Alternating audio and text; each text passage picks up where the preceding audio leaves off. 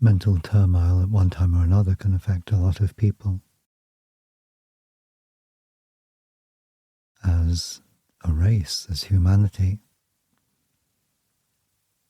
you tend to have active minds, quite busy minds. And busy minds tend to generate more busyness. You're not wholly separate from one another, despite having distinct and separate physical bodies. And both in the area of mental activity and emotional activity, there's a lot of contiguity. Your minds and your emotions are in touch with each other. It's very easy for thoughts to travel from one person to another. In addition, you live in a group of societies in which modern technology means that some mental activity, at least, gets very readily amplified. And so there can be a kind of background loudness of mental activity that affects everyone to some extent. The degree of effect varies enormously from individual to individual, and from time to time indeed. So as we look at this subject, begin by understanding that if you do or have experienced mental turmoil, that however much you may be instrumental in generating that experience, it's not solely down to you. There are particular frequency patterns that are prevalent through the human mental body at this time that are particularly susceptible to this phenomenon of being amplified. You will have noticed how patterns of negative thought that derive from feelings of fear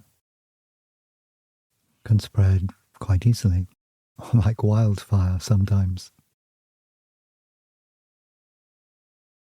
And you can witness that. You can see it in the world around you.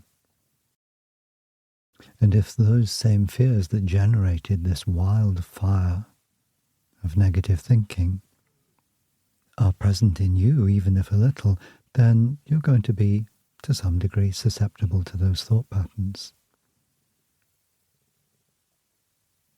There can be an idea that you are your own minds, that you are your thoughts. This is not true. It's a fallacy. There are some in the world who believe that if they could only download the content of their brains into some sort of supercomputer, they would achieve a kind of immortality. They would achieve some continuous activity, but it would not really be immortality in any meaningful sense. And part of the purpose in talking in this way today, choosing this subject, is to encourage you to understand that you are not your thoughts. Not because your thoughts are in some way invalid or useless, but you are so much more than your thoughts. In addition, believing that you are your thoughts generates a very fixed relationship with the activity of your mind. It makes it difficult, if not impossible, for you to stand back and become an observer of your thoughts if you identify with them too closely. And if it is that you're finding your thoughts in turmoil, and then shortly I'll say a little bit more about what I mean by thoughts in turmoil, because there are several different meanings or aspects to it. But if you find that that applies to you, then one of the most valuable steps that you can take is a step backwards. That is to say, to stand back from your own thoughts, to become, if only a little, an observer of your thoughts rather than directly and solely an experiencer the thoughts, to identify with thoughts that you find unpleasant is an unpleasant experience. And there is no reason why, whatever your thoughts, your own experience of them needs to be unpleasant. They can become a kind of entertainment or a wallpaper. You may not like the wallpaper. It may be an entertainment that you would rather switch off if you could. But by granting yourself permission to stand back a little, you're already changing your relationship with the thoughts you're experiencing. But let's say a little bit about what is meant by mental turmoil. As I said, there are several different kinds. One kind of mental turmoil is when your mind is not really able to settle for anything, or this is your experience of it, that it's busy.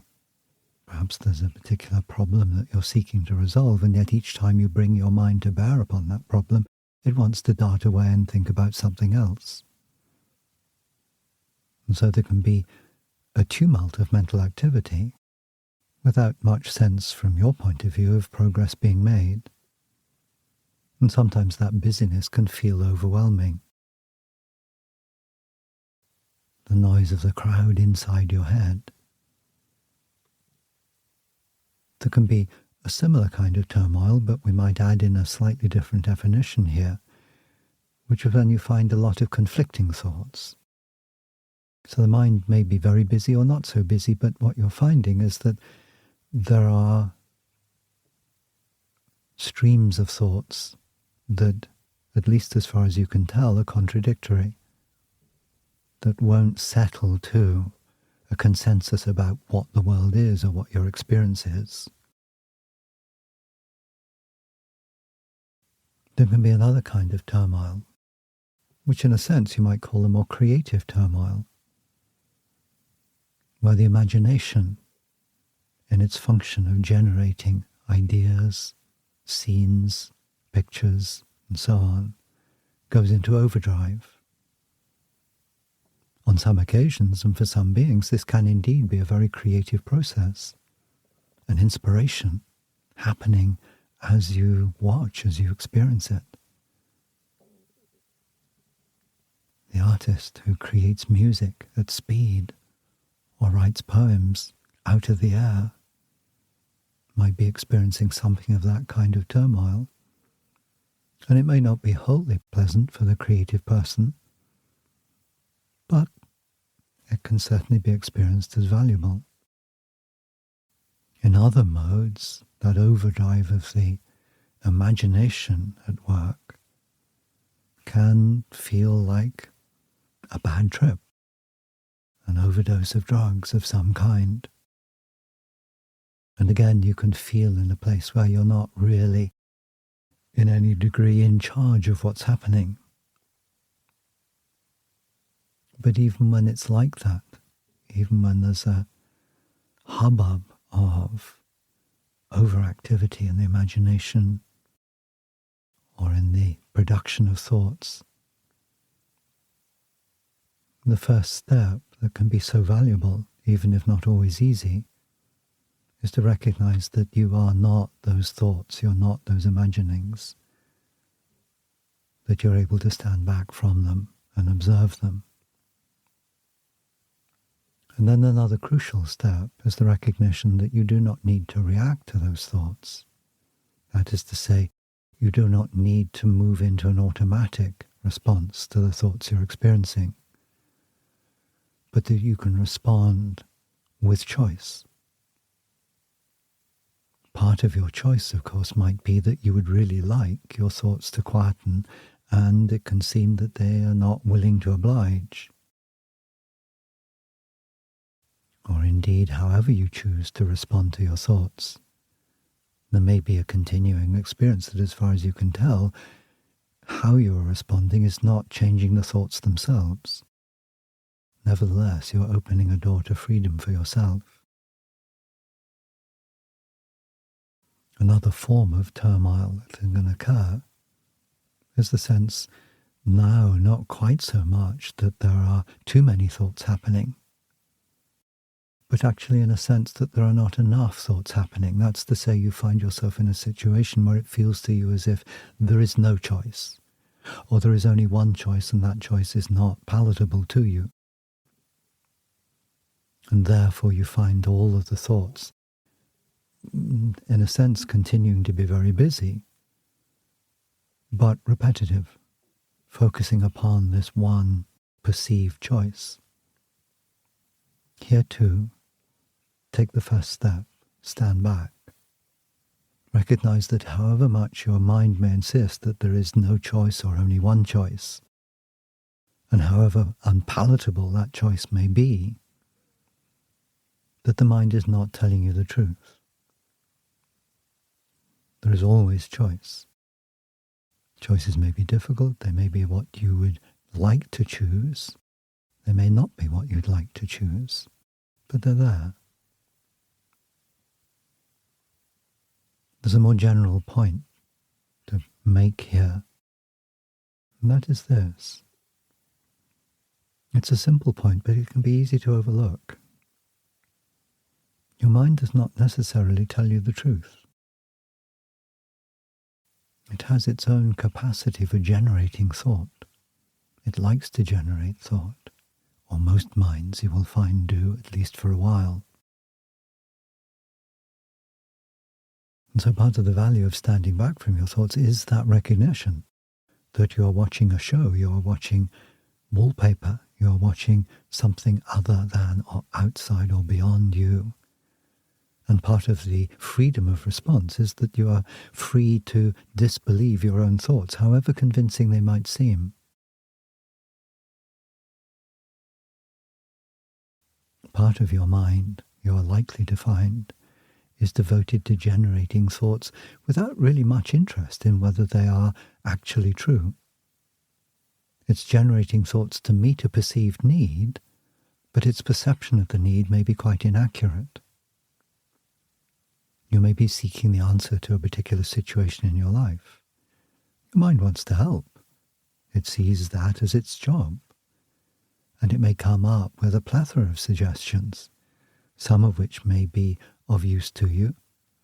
Others may be entirely fanciful and really nothing to do with what you're looking at all.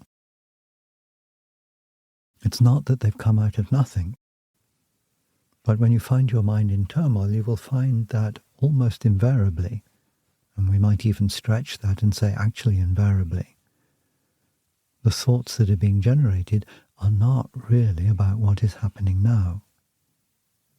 Something, if your mind is over busy in the present, has stimulated your mind. And that stimulation may be in the present, but it's touched, it's triggered a whole lot of associations that belong in the past. And so you can find that a considerable proportion of the overactivity, the turmoil that you can experience in your mind is really nothing to do with the present at all. Indeed, really none of it may be. That it's all a kind of attempt to arrive at a solution to something that happened long ago and was never wholly resolved. And that at some level you've generated the current situation, at least in part, to give you that new opportunity. But you can find the idea that all that you're thinking is about the present situation, because that's how the mind tends to perceive things. It sees itself as being here now in the present. From its point of view, all of your past that from your point of view is not wholly resolved. And now we can bring in the future and say all of those issues that generate a degree of fear or uncertainty or a feeling of a need to reach out into the future in order to resolve something, all of those, from your mind's point of view, are present. But they're not actually present. Here and now, you can find a silence, a quietness of the mind. So that another approach, which is not other than what I've already suggested, but is really complementary to it, is to, if you're experiencing a mind in turmoil, is to come quite strictly into the present moment, what I mean by quite strictly is not just coming into today, but into this moment, this actual moment of time, which in terms of the clock may be a fraction of a second, but experientially can be very expansive, very large. It's not the easiest thing to do, to be fully here and now, but it is utterly worth the endeavor, because that liberates you from the drudgery of reliving past experiences in an attempt to find some kind of redress or balance or harmony or resolution, or reeling from fears about what the future might hold.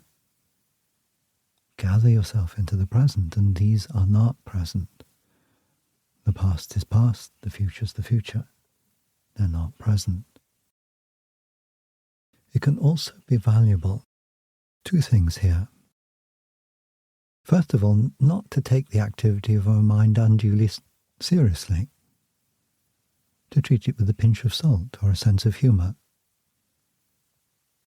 The mind, even when it's doing its darndest to create images of terror, can indeed be quite impressive, but you can treat it as you would treat an impressive performance in a play, say, or in a film. You can admire the skill of the actor, and you can allow yourself, if you wish, to be temporarily frightened by the expert villainy that the actor demonstrates. But you have the liberty in that situation of enjoying a frisson of fear without needing to truly believe it. Something is being acted out for you. And so you can treat the activity of the mind in that way, as I've already suggested. And you can treat it with a kind of levity, an appreciation of that skill, but using humour. That for all the awfulness the mind can generate, and what it generates may not originate with you at all, but be you tuning into other minds, sometimes humour can be a valuable way of freeing up the tension, the burden of it all.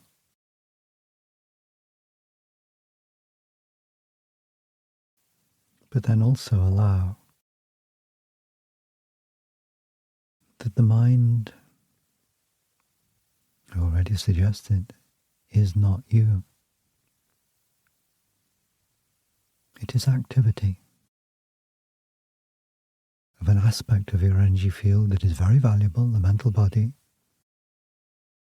Part of the way it is active for you as, shall we say, a modern human.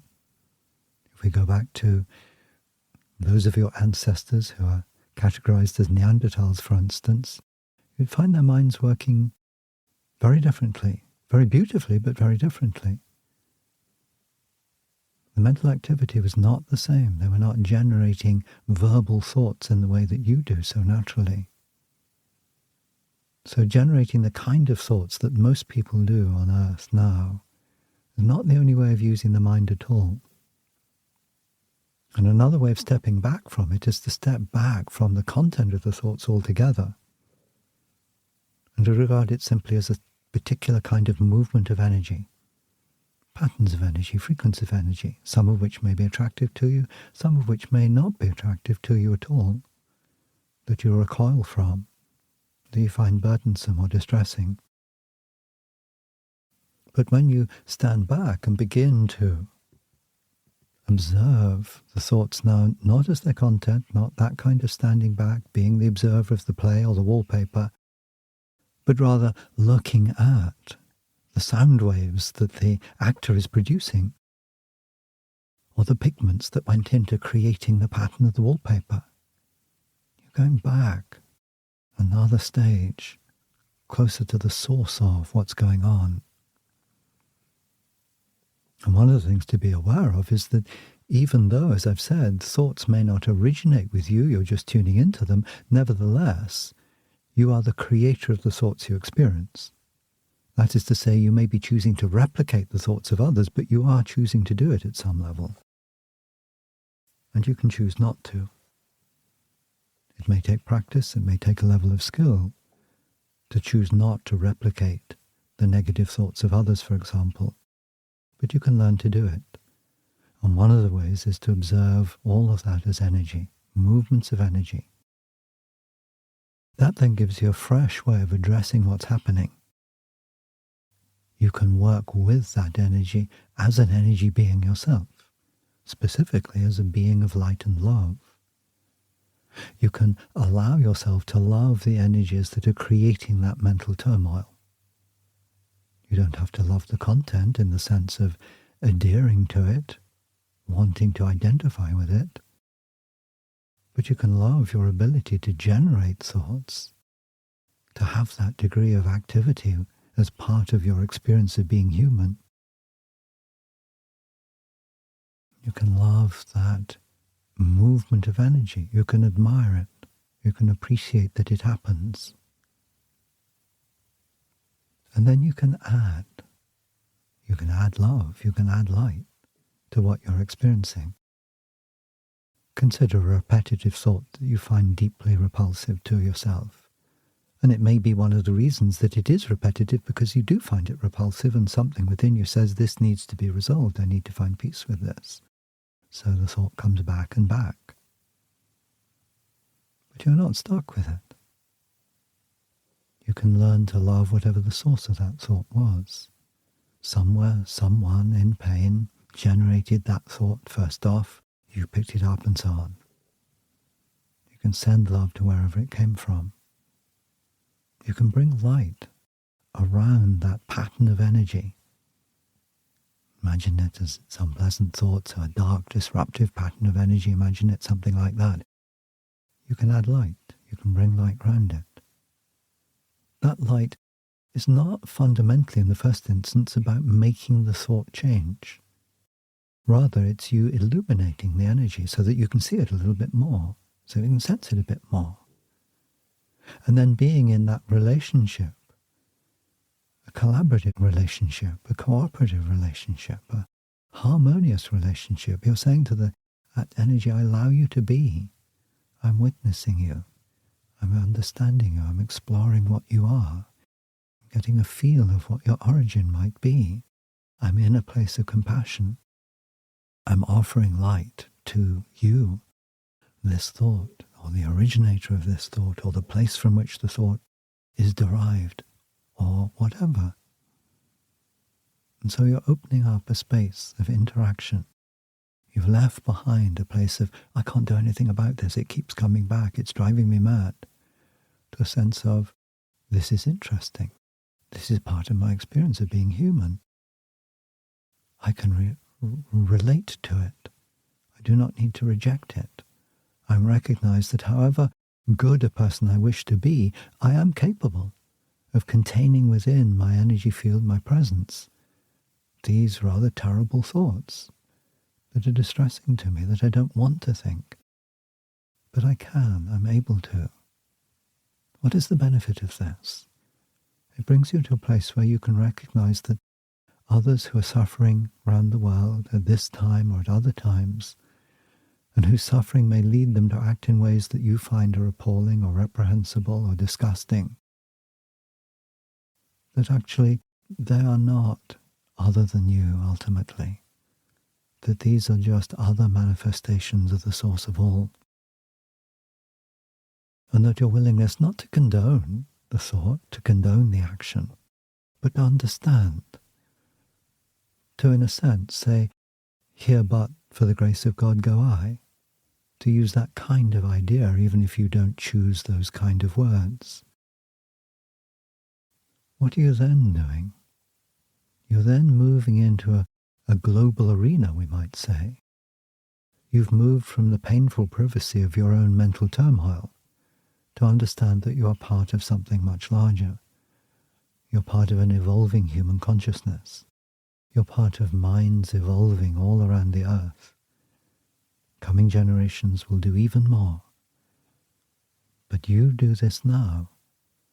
Every time you allow a thought that has appeared in your mind to exist without flinching, without fearing it,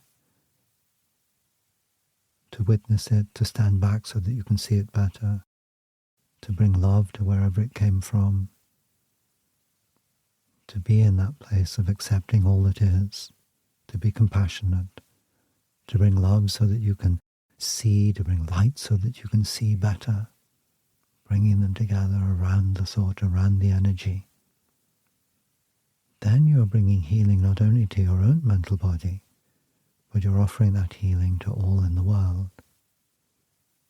Now you're living in a time in which the changing energies of the world around you, and energies that are coming into the world from beyond, are stirring things up a great deal. And one of the primary areas of this energetic stirring of the pot is the human mental body. It has become overstimulated as a generalization. There are many, many distinctions, many differences around the world, many different groups, many different ways of operating the mental body.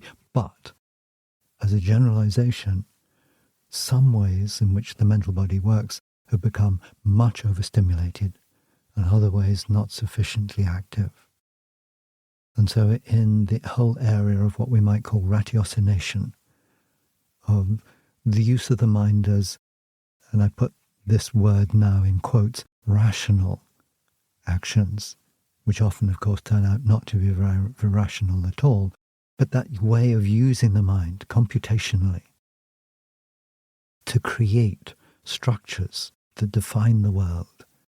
This has led to a lot of problems for humanity, a lot of rigidity, a lot of difficulty in relating to one another and choosing instead to hide behind competing ideas that prevent you seeing each other properly. All of this is getting stirred up a lot at the moment. Stirred up because it's time for it to change. And you can be part of that change. In all probability, if you're listening to these words, you already are very much part of this change. And so, if you experience from time to time mental turmoil yourself, recognize that a very considerable part of what may be going on, and again, this is a generalization, but what may very well be going on is that you are open to these changes, and that at some level you've chosen to participate in these changes, and that therefore you're allowing yourself to feel the mental turbulence that is there for much of humanity, that you're allowing yourself to be in a space of responding rather than ignoring that movement of energy, of recognizing that you have a capacity innate within you and honed and developed through your life experiences to bring healing to the mental body of humanity. Because whilst, of course, you have your own personal mental body, as I said at the beginning, it's not really that separate from the mental body of others, and collectively we can see a human mental body, which is in the process of fairly rapid evolution at this time. It'll take, in all probability, several generations for this, at least 2 more generations beyond your own, for there to be a marked shift. But you're approaching a time when more and more, especially those who are coming into the world, look at the consequences of the kind of turbulence of mental activity that there has been over the last century and more, really much more, but let's stay within the compass of a century or so. Look at that as they come in and say, no, this is not the way to move forward. And so you can find within a comparatively short space of time in terms of human evolution, no more, shall we say, than several hundred years. But let me add a caveat. The future is yours. So this is just looking at it as it is now. That timescale can change very dramatically. It's up to what you all choose to do. But as things stand, it looks as though the process I'm talking about might be several hundred years. But it's a real change. And so if you encounter mental turbulence, if sometimes that has brought suffering to you, if you're feeling mental turbulence at the moment, again, stand back. Not just to look at that mental turbulence, to recognize that personally you have freedom to respond, to witness, to observe with compassion, to recognize that you're not your thoughts. But in addition, that in standing back, you're also giving yourself permission to have this wider picture of human evolution, the evolution of human consciousness, in a certain kind of way, the softening of the mental structures. Softening in the sense of becoming more open, more flowing, more responsive, so that you are able to see one another more truly, letting go of the notion of the enemy that must be kept at bay. Because in a sense, when mental turmoil is painful to you, that's what's going on. You're seeing that mental activity as the enemy that must somehow be beaten back or conquered in some way, demolished. No. Your mind becomes quiet, becomes peaceful, not when you fight your thoughts, but when you love them and allow them to fade out into peacefulness, oneness, a state of bliss. Thank you for listening. Go well.